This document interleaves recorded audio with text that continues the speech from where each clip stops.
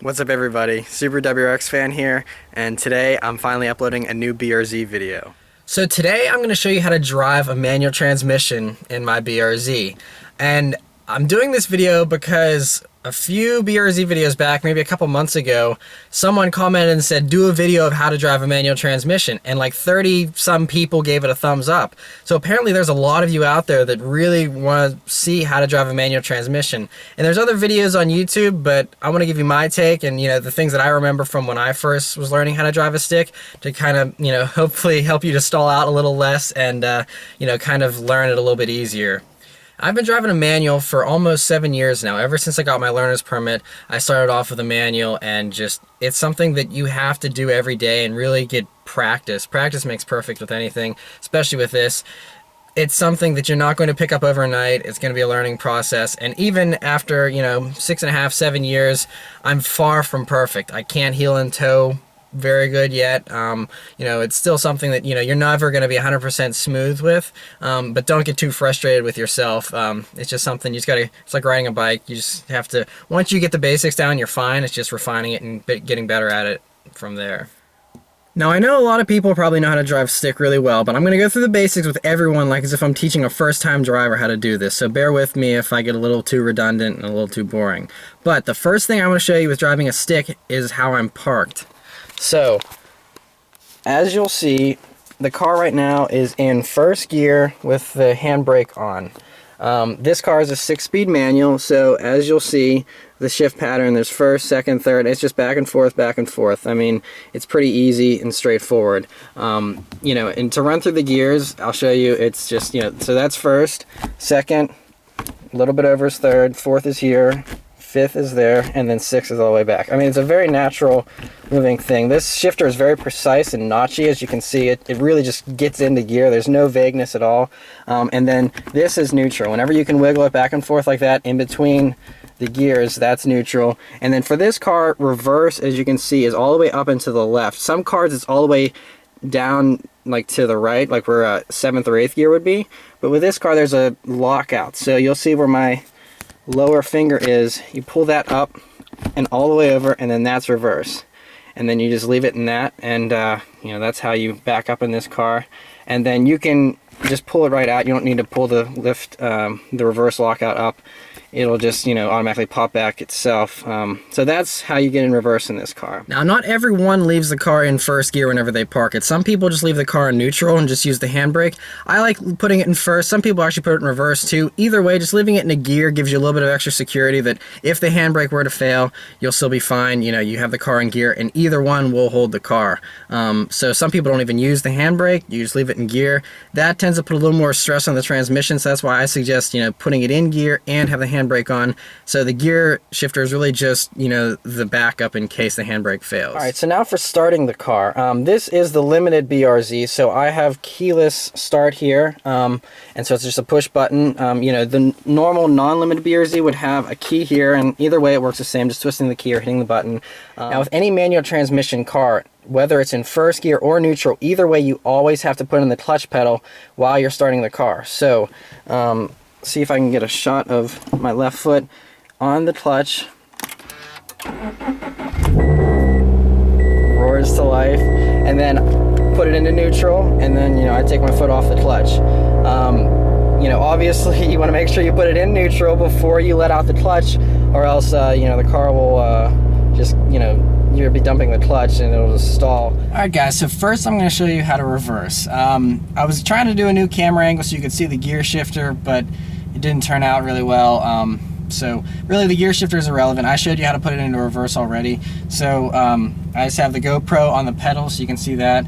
So backing out of my driveway, put down the e-brake, obviously, put it into reverse, foot on the clutch, and then you just ease it out. It's always going to be like a seesaw with this. So it's always, you're doing 50% gas, 50% clutch, or whatever, but it's always going back and forth, back and forth. That's the basics. And every car has a different feeling clutch and different catch points depending on the life of the clutch and the car, just the way things are set up. There's a million different variables, so this is something you're just gonna have to feel through with your own car. But with this, so I'm in reverse, and you just slowly, you let off the luckily I'm not on a hill, so this is level, so I can let off the brake and the car won't move anywhere, but you just slowly, you know, let it out. You don't want to just fully dump the clutch whenever you're in reverse, or else it'll just, you know, launch in reverse basically. So you just, you know, feather the clutch a little bit, put it in reverse, or put it in first, and hopefully you can see with the pedal view how I get started. So getting started is half of the battle. I mean, once you get started, it's like riding a bike. Once you get started, cruising is fine. You can cruise without using any pedals or anything. It's just, you know, cruising in gear. It's very easy. So starting is the tricky part.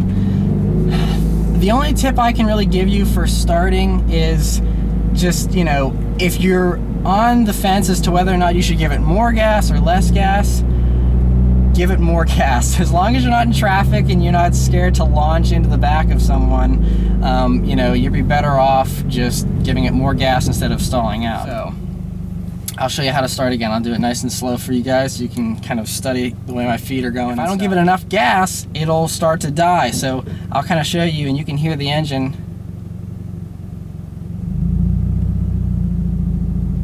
So that was just barely enough to do a nice smooth start. If I would have given a little bit too less, it would have stalled on me. I don't want to stall my car. So, but you know, and then of course, if you give it a little bit too much gas, that's how you launch a car. So, you know, if you're launching a car the old-fashioned way, what you do is, you know, you just give it more gas and, you know, let out the clutch quicker, and it just takes off. And like I said, you know, that'll always get you started. Launching a car is rough and hard on a car once you do it over and over again, but basically all starting a car is you're slowly launching it versus aggressively launching it.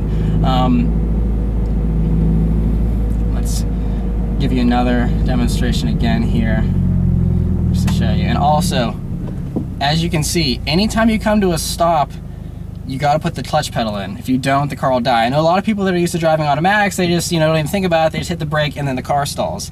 That's because you don't have the clutch pedal in. You have to always have the clutch pedal in whenever you're stopped if you're in gear. I mean, if you're stopping in neutral, then you're fine.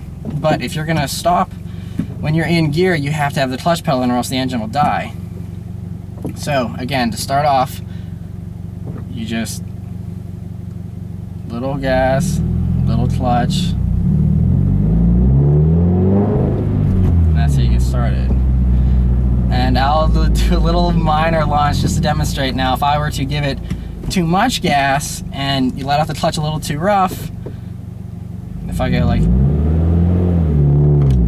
see, it'll kind of give you a more abrupt launch, and that's, you know, when you're in traffic and you're inching up, you don't want to rear end someone. So that's fine whenever you're, you know, trying to take off or drive aggressively, but whenever you're just driving around town, you want to make sure that, you know, you just feather the clutch, and you'll feel it start to catch. Just take it slow the first few times and you'll feel it slowly start to catch. And, you know, it's just something, it's hard to explain in video, you just have to feel it. And obviously I'm wearing Pumas. You know, the more driver oriented shoe you wear, the better as well. You know, it helps. You can drive barefoot legally, that's even better. I love driving barefoot. You can feel the pedals and, you know, the clutch catching so much better, because you have absolutely no rubber in between you and the pedals. So that's basically how you start. Obviously now, okay, I'm on a little bit of an incline now. So if I take too long, I'm starting to roll backwards. You know, if I take too long with the clutch, I'll roll backwards and you might hit someone. So you have to be quick about it. So, you know, I would definitely advise, don't start learning right on a hill in traffic. Do this in an abandoned parking lot or something, and that way, you know, when you start to roll back, you can, you know, just quickly get it and go. And that way you don't have to worry about, you know, hitting someone. And worst case scenario, if you do find yourself as a beginner in traffic on a hill, something you can always do is use the e-brake. You can slowly, you know, let down the e-brake as you get going, and I mean, it kind of bogs the car down, but it's something you can do so that you know you're not going to roll backwards. And that's how some of the cars that have a hill holder clutch, that's what they do. Alright, so once you get started, it's very easy to just shift through the gears. So, you know, I'm cruising in second right now. My foot is, you know, on the dead pedal, just chilling. Okay, so shifting to third, it's just that. As you can see from the pedal view, it's just in and out. There's no feeling it. You don't have to keep doing that. That's just first gear where you slowly let it out till it catches. Gear, you can shift it, you know, fairly roughly, and it's not going to really bother the car a whole lot. I mean, obviously it'll be a little jerky, but you know, it's not the end of the world if you let out the clutch a little bit too fast whenever you're already rolling. So, you know, it just, you always have to remember, if clutch is in 100%, then make sure that the gas is off completely, you know, 0% on the gas, 100% on the clutch. So you have to fully depress the clutch every time you change gears. So I'm in third gear right now. As you can see, my foot is completely off the gas pedal, fully on the clutch, and then back on. It's just back and forth, back and forth. That's how you just change through gears. So now we're in fourth. Same thing for fifth. Another thing, once you start getting better at this and you get all the basics down, depending on what cars you've driven, like for example, I know with some BMWs, it helps a little bit to stay on the gas a little while you're shifting, because that cars, sometimes they have very rough engagement points if you're completely off the gas. So some cars, you know, it's good to keep a little bit of the gas on while you're shifting. That just depends, you know, like very rev happy engines, if you're, you know, that's why the BMW is so rough, because if you put in the clutch, the revs drop so fast that whenever, by the time you're done shifting, you're at 500 RPMs instead of, you know, where the car should be in gear, it's at, you know, 2,500 RPMs or whatever. So it has to make that jump, and then you get a jerk. So, you know, that's something that you just have to feel out. It's different for every car. This car, the revs don't fall too fast, so, you know, you can take your time with shifting, and it's not really going to jerk you around a whole lot.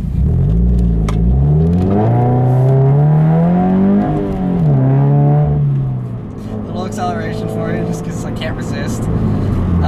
But yeah, I mean, you know, and then once you're cruising, one thing is you never want to rest your left foot on the clutch pedal. Some people like to just have their foot sitting on the clutch pedal just a little bit. Even if you're not putting any pressure on the clutch pedal, it could just eventually wear out, you know, the pressure plate or just the linkage for the clutch. So you know, just always keep your foot on the dead pedal unless you're getting ready to change gears.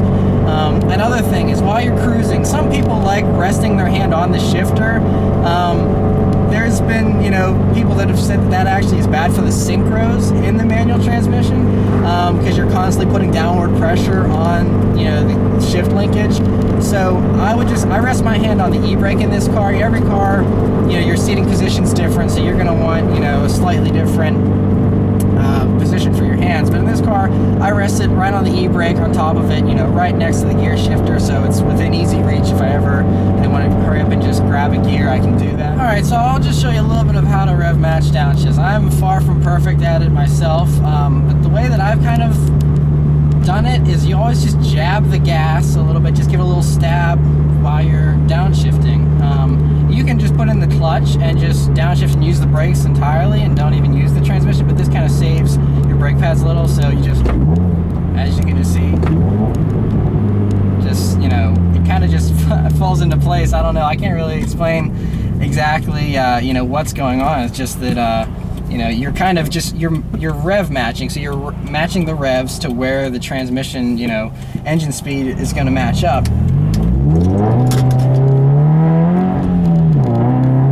That's how you drive aggressively in a manual. You know, you've seen in some of my videos, you know, I'll chirp into second, see if traffic allows me. See, this is great. Whenever you have a tough merge point, it gives you an opportunity to do a 0 to 60 run. So this is how you drive aggressively with a manual.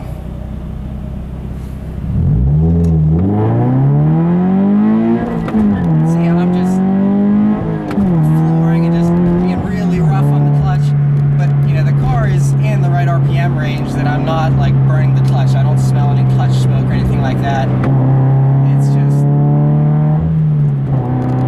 and you'll hear, you see the part, that's, you know, where I'm overlapping clutch and gas, and you know, once again, that's whenever you're driving aggressive like that, you don't smell any clutch smoke or anything. You only smell clutch smoke if you're doing something wrong, where you're dropping the clutch hard or something like that.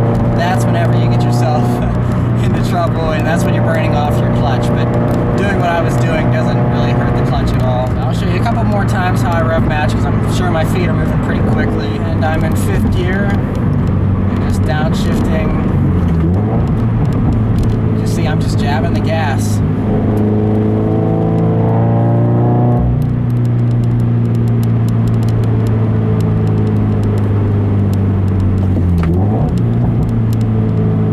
That one was a little unsmooth, but you're getting the idea. And then see, for the lower gears, you really have to be awesome with like heel and towing, because you know most cars won't rev match into first gear. Never gets old. I'm telling you, this car always puts a smile on my face. I have the car in VSC sport mode, so that's why it's let me get a little tail happy.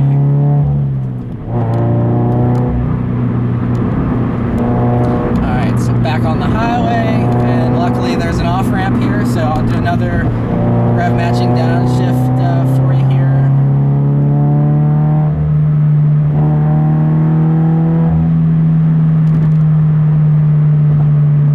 So I'm going to fifth, that way you can see more. Alright, so you slow down, and again you just jab the gas, and kind of just something you just have to just keep practicing, get better and better at it. And this car is even a little tricky to rev match into second, but I'll try here just to show you probably what not to do. See that one? See, I didn't do it quite right, and so the car still had to go up in RPMs a little bit because I wasn't properly rev matched that time. Second gear, it's geared short, so you have to really stab it a lot longer to get the revs high enough to match where the car would be at whenever you're in second. But yeah, that's basically it. You know, if you were to, you know, do heel and towing with this car, you know, that's something that you'll see Chris Harris and them with their pedal views. You can watch my feet now. I'm at a red light here, so I can play around. It's just, you're kind of doing it like this. Some people put their brake all the way over and you can just barely bridge the gap and, you know, have your foot on the gas and the brake at the same time like that. Either way works. You know, I have friends that do it both ways. I personally am a little insecure about only having a slither of my foot on the brake pedal. I like to have a good firm grasp on the brake so it doesn't slip off if I'm in rain or something like that. So I would, you know, try and do it like this, and you know, that way, you see, have my foot on the brake and I'm still able to play around with the gas pedal with my heel and toe. Another start. So that time I let it out a little bit higher, so I took off a little quicker than the slower, gentler starts that I showed you earlier. But yeah, I mean, if there's anything you want me to clarify, I'll even do a second video to, you know, answer questions about this. Because I know, you know, driving a manual transmission is starting to become a lost art. You know, Lamborghini's getting rid of all the manuals in their car. Ferrari's getting rid of all the manual transmissions in their cars. And, you know, everyone's just going towards the paddle shifters because they're faster. And, I mean, there's no denying that they have a performance advantage. But to me, you're missing something with, you know, the paddle shifters. With the manual transmission, there's no replacing the total control you have by launching the car however you want to launch it, you know, with your left foot and nothing else. And just, I don't know, just the act of, you know, just banging through gears and stuff, it's a lot of fun. It adds excitement, you know, it just makes driving a little more involved than, you know, it's a lot of fun once you get used to it. And just don't be discouraged. I mean, as you can see, I'm not even perfect with rev matching yet, and I've been doing this for 6.5 years, you know, almost 7 years. So it's a learning process. You know, don't put too much pressure on yourself. Like I said, go into deserted parking lots, take your time, and just, you know, find a cheap car you don't mind beating up on too much. Buy a $500 junker with a stick. Just beat the crap out of that thing, and, you know, you'll get the hang of it eventually. But trust me, it's definitely worth it to learn manual transmission. It's just a lot of fun. So yeah, you know, leave me comments, let me know what you think, anything you want me to clarify, anything you think I should change, or stuff you think I'm doing wrong with my manual transmission. We can always learn from each other. So if you have any tips on driving stick, you know, post them in the comments below, and maybe I'll even make some annotations with your comments, you know, throughout my video, so that other people can kind of, you know, have multiple perspectives on how to do things and what the best techniques are. Thanks for watching, and I'll see you guys next time.